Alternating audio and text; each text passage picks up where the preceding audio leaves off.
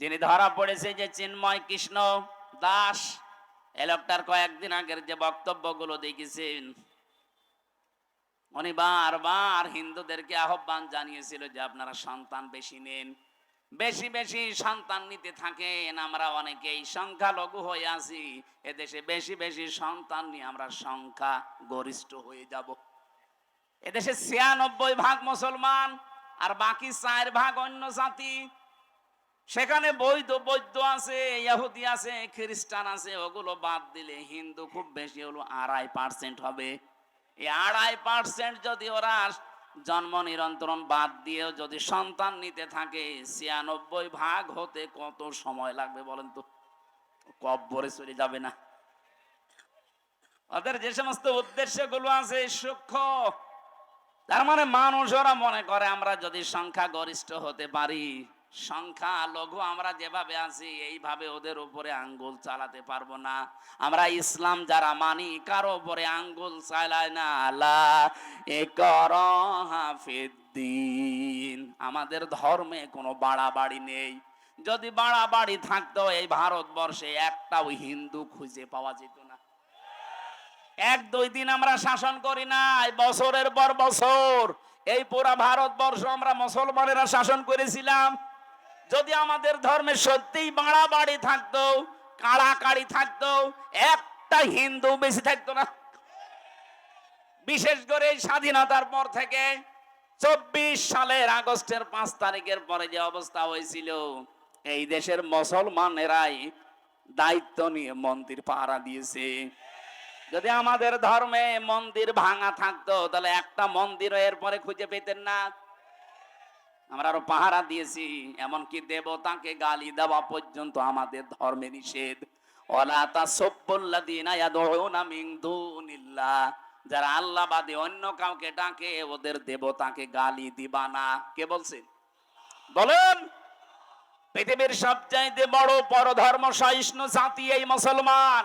এই জন্য ভারতবর্ষে এখনো হিন্দু আছে, ওরা জোর করে জয় শ্রীরাম বলায়, অথচ আজ পর্যন্ত জোর করে কালেমা পড়নায় মেরে ফেলবো কোন ইতিহাস এই পৃথিবীতে আমার জানা নেই।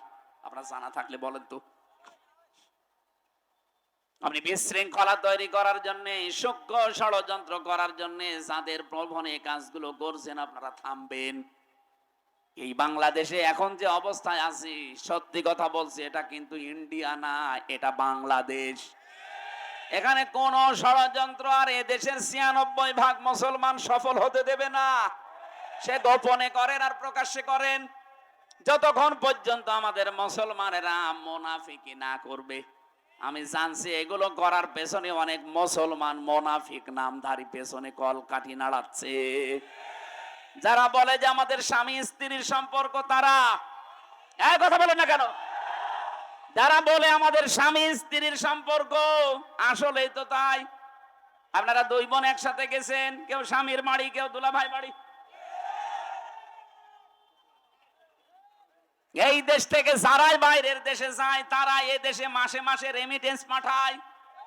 তারা রেমিটেন্স যোদ্ধা। আজ ৩ মাস হয়ে গেল ২ বোন গেছেন, একটা টাকাও পাঠান না। আমরা কি করে চলবো? আশা করছে টাকা পাঠাবেন। আমরা চাই না যে টাকা পাঠাক। ২ বোন মিলে, কেউ দুলাভাইয়ের বাড়ি, কেউ স্বামীর বাড়ি, অন্তত পকেট মারা টাকাগুলো তো পাঠানো যায়। আমরা জামা রাখলে আমাদের জামার পকেটে টাকা থাকে না, তা আপনারা কি করছেন? অনেকে তো দুলাভাইয়ের পকেটও মারে।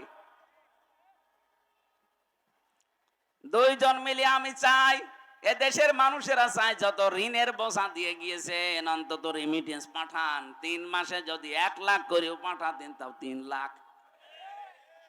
একটা টাকাও আমরা এখনো পাইনি। আমরা ঋণের বোঝায় জর্জরিত, আর আপনি বসে বসে চা খাবেন আর ষড়যন্ত্র করবেন। এ দেশের মানুষ কিন্তু ২০২৪-এর ৫ আগস্টে আর নেই। এক কথা বলুন। এখন কি নভেম্বর মাসের ২৭ তারিখ চলছে, আর ১ মাস ৩ দিন পরে দেশের চিত্রই পাল্টিয়ে যাবে। ২৫ সালে যাব আমরা। আর আমার মনে হচ্ছে বাংলাদেশ ২৫ সালে যাবে, কোরআনের হাতে দেশ আল্লাহ দিয়ে দেবেন। এ দেশ কোরআনের হাতে যাক, আমরা চাই না। ডাক্তার আব্দুর রহিম সরকার কোরআনে কারিম বুকের ভেতরে নিয়ে সংসদে যাবে, এটা চান কিনা? কারা কারা চান দেখি? লিল্লাহি তাকবীর।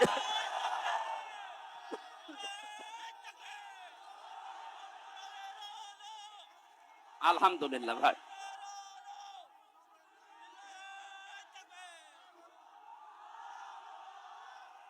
ঠিক আছে ভাই, কথাগুলো যেন ঠিক থাকে। হযরতে ইব্রাহিম, হযরতে ইয়াকুব, দুইজন নবী তাদের মরণের আগে সন্তানদেরকে বলেছিলেন, আল্লাহ তোমাদের জন্য নির্বাচিত করেছেন, মনোনীত করেছেন ধর্ম হিসাবে ইসলামকে। কাকে? আমাইয়াবতাগি গায়রাল ইসলামি দীনান ফালা ইউকবালা মিন। দুনিয়াতে ইসলাম বাদ দিয়ে অন্য কোন ধর্ম যদি কেউ তালাশ করে, জীবনেও তার কোনো ইবাদত বন্দেগী কবুল হচ্ছে না, হবে না। এই জন্য আহ্বান জানাবো, এলাকায় যদি অন্য ধর্মের কেউ থাকেন, আপনারা আমাদের ধর্মীয় গ্রন্থগুলো পড়েন। একদিন, 2 দিন, 5 দিন না, বছরের পরে বছর পড়তে থাকেন।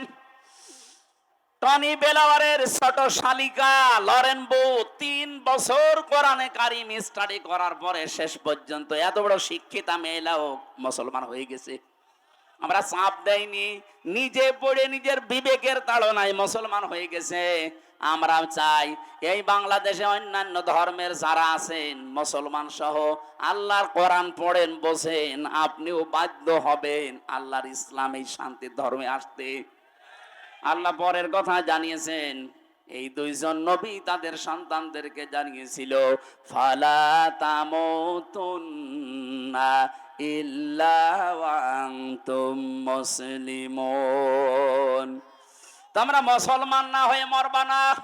এইজন্য এই দেশে যদি মুসলমান হয়ে টিকে থেকে মরতে চায়, আল্লাহর বিধান দেখা লাগবে। কথা বলেন না কেন? তাছাড়া আপনি মুসলমান হয়ে টিকে থাকতে পারবেন না। আজ আল্লাহর বিরুদ্ধে, রাসূলের বিরুদ্ধে, ইসলামের বিরুদ্ধে, মানবতার বিরুদ্ধে দেশে কাজ হবে। আর যদি মনে করেন যে যা করছে করুক, গা লা ইলাহা ইল্লাল্লাহ, আল্লাহর কসম আপনি মরণের আগে বেঈমান হয়ে যাবেন। কারণ ওই পরিবেশ যখন কায়েম হবে তখন টিকে থাকতে পারবেন না। 2 তলা নৌকা চলছে, উপর তলায় আমরা আছি, এই স্টেজে যারা এই ভালো ভালো মানুষ উপরে বসে আছি, আর নিচ তলায় এমন কিছু মানুষ আছে যাদের পানি দরকার। ও যদি বারবার উপর তলায় আসতে চায়, ডাক্তার সাহেব যদি বলে বারবার ঝামেলা করেন, নিচেই তো পানি আছে, বিরক্ত করেন কেন, যখন তখন আসেন খালি পানি নিতে। ওরা যদি বলে ঠিক আছে ডাক্তার আর আসবো না, নিচে যে নৌকার একটা তক্তা খুলছে। আমরা উপরে যারা আছি যদি বলি ভাই আল্লাহর নাম নিয়ে খোলেন, আল্লাহর নামে খোলেন আর ভগবানের নামে খোলেন, বলেন তো নৌকায় পানি উঠবে না উঠবে না? আরো জোরে বলেন। এখন উপরে যারা আছি আমরা যদি বলে যা হয় হোক, নিচের লোক যদি ডোবে আমরা বেঁচে থাকবো? এ বাংলাদেশে ইসলাম না থাকলে আমরাও তো বেঁচে থাকতে পারছি না মুসলমান হয়ে। বেঈমান হওয়ার রাস্তাগুলো সব খোলা হচ্ছে সমকামিতা দিয়ে, আল্লাহর বিধানের বাইরে আইন পাশ করে। এই কথা বলছেন? এই জন্য আমাদের উচিত নিচে যারা যাই করছেন আমাদের উপর থেকে দরকার হয় বাধা দেওয়া, ওয়াজের মাধ্যমে হোক, হাতের মাধ্যমে হোক। যদি বাধা শুনতে না চান, দরকার হয় আপনাকে মারধর করব। এরপরও যদি না শুনতে চান, দরকার হয় বেঁধে রাখবো। এরপরও যদি নড়াচড়া করেন, মেরে ফেলবো। তারপরও আমি নৌকার তলা খুলতে দেব না। পানি উঠলে আপনি শুধু মরবেন না, আমারও মারবেন। এদেশে সমকামিতা চালু হলে জর্ডানের মতো দেশটা ডেড সি হয়ে যাবে, মৃত সাগর। কারণ এটা আল্লাহর নিষিদ্ধ কাজ। পুরো আল্লাহর সিস্টেমই পাল্টিয়ে ফেলেছে। পুরুষে পুরুষে বিয়ে। গত পরশুদিন কুষ্টিয়ায় 2 মহিলা এরা আন্দোলন করেছে এক জায়গায়। ওরা বলছে আমরা মহিলা মহিলায় বিয়ে যদি না দেন আমরা 2 জনই মারা যাব। কোথায় পৌঁছিয়েছে চিন্তা করেছেন? এই জন্য আমরা চাই নিষিদ্ধ কাজ এই দেশে বন্ধ হোক। আল্লাহর বৈধ কাজগুলো আমরা ইসলামের মাধ্যমে জারি করি, তাহলে মুসলমান হয়ে মরা সহজ হবে। আরে মরবো তো 2 দিন আগে 2 দিন পরে, কিন্তু আমরা বেঈমান হয়ে মরতে চাই না। মরতে চাই ইব্রাহিম নবীর মতো মুসলমান হয়ে। আল্লাহ আমাদের তৌফিক দিন, বলেন আমিন। দ্বিতীয় নম্বরে, আপনি যদি দেখেন আমি ইসলামে প্রবেশ করছি, আপনার ইখলাস লাগবে। ইখলাস কি? এই জন্য যারা একামতে দিনে প্রবেশ করে তাদের প্রথম শব্দ এইটা বলা হয়, বল ওলে ইন্না সলাতি ওয়া নুসুকি ওয়া মাহইয়ায়া ওয়া মামাতি লিল্লাহি রাব্বিল আলামিন। এটা ইখলাসের আয়াত। আমি যা করব কার জন্য? আমার বেঁচে থাকা আল্লাহর জন্য, মরে গেলেও আল্লাহর জন্য, আমি নামাজ পড়লেও আল্লাহর জন্য, রোজা রাখলে আল্লাহর জন্য, কোরবানি ত্যাগ তিতিক্ষা যা সহ্য করছি সব আমি আল্লাহর জন্য। 3 নম্বরে আমার বিশুদ্ধ আকীদা দরকার। আজ বাংলাদেশে একটা মাসলুম দলের উপরে এই ট্যাগটা লাগিয়েছে, আমাদের নাকি আকীদা ঠিক নেই। এটা ডাহা মিথ্যা কথা। এই বাংলাদেশে আকীদা যদি ঠিক থাকে, যাদের দলে ফাঁসি বেশি, যাদের দলে জেল বেশি, যাদের দলে জরিমানা বেশি, যারা বাড়ি থাকতে পারে না 24 ঘন্টা যারা আতঙ্কে ছিল, তারা আকীদাওয়ালা মানুষ। আপনারা এত আকীদা ভালো, একটু ফাঁসির দড়ির কাছে যেয়ে বলেন তো আমার আকীদা ভালো যান। যারা ফাঁসির দড়ি গলায় নিয়ে পর্যন্ত বলেছে না তাহাসান ইন্নাল্লাহা মা'ানা, কোন চিন্তা নেই, আমরা একা না, আমাদের সাথে কে আছে। এর চাইতে আবার কি বিশুদ্ধ আকীদা লাগবে আপনার? 4 নম্বরে উত্তম চরিত্র লাগবে। এদেশে উত্তম চরিত্রে উত্তীর্ণ হয়ে গেছে একামতে দিনের দায়িত্বে যারা আছে তারা। এটা প্রমাণিত, পরীক্ষিত, আর কিছু বললাম না।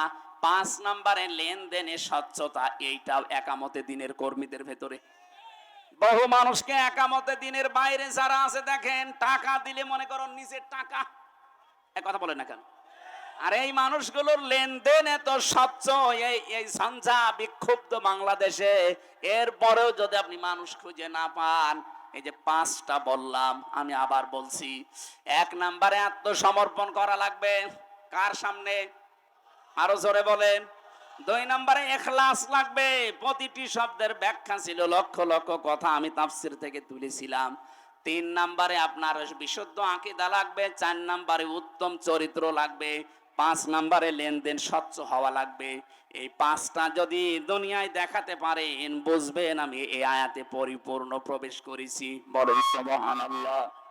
আল্লাহ আমাদের তৌফিক দিন। আমার লিখিত যে বইগুলো আছে, আপনারা যে আর যাওয়ার সময় নিয়ে যান। 2-1টা বই হয়তো ওই যে ওই সোজাসুজি আছে গাড়িতে, ওই সাদা গাড়িতে আছে। আমি জেলে বসে এত কষ্ট করে লিখলাম, আপনারা নেবেন না, পড়বেন না। যে আদম আলাইহিস সালাম তার স্ত্রীকে বিয়ের জন্য দেনমোহর দিতে হবে, তাফসীর কি সত্য না মিথ্যা? সত্য মানে 100% সত্য। আতুহুন্না উজুরাহুন্না ফারিদা, এটা সূরা বাকারার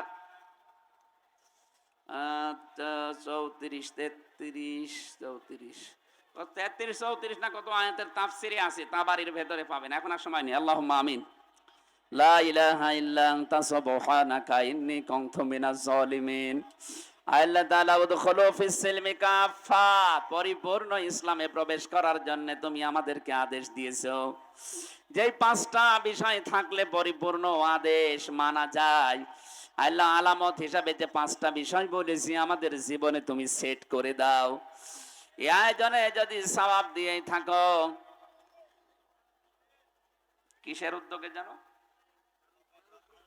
দারুল ফুরকান ট্রাস্ট, এটা কিয়ামত পর্যন্ত তুমি এদেশে কায়েম করে দাও। বিশেষ করে গোবিন্দগঞ্জ গাইবান্ধার জন্য এটা নিয়ামত বানিয়ে দাও।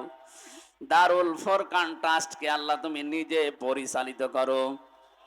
এর মাধ্যমে যত সামাজিক এবং পারিবারিক যে উন্নয়নমূলক যে কাজগুলো তারা করে, আল্লাহ সবগুলো তোমার দ্বীনের জন্য, মানবতার জন্য কবুল করে নাও। আজকের এই মাহফিলটা তুমি মঞ্জুর করো। মা বোন যারা এসেছে এদেরকে খাদিজার মতো